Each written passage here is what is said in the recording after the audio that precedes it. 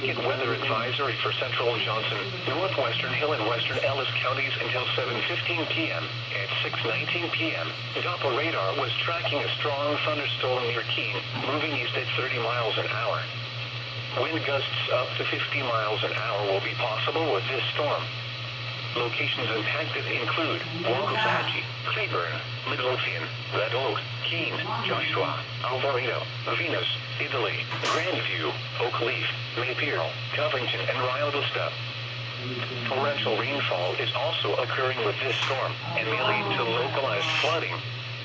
Do not drive your vehicle through flooded roadways. Frequent cloud-to-ground lightning is occurring with this storm. Seek a safe shelter inside a building or vehicle.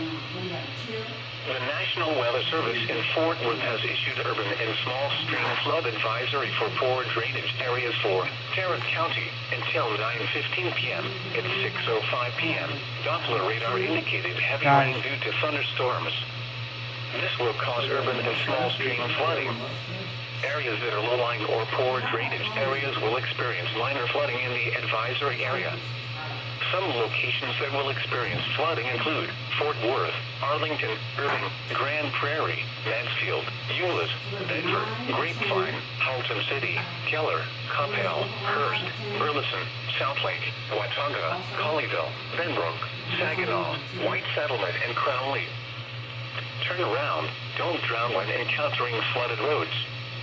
Most of flood deaths occur in vehicles. Stay away or be swept away. River banks and culverts can become unstable and unsafe.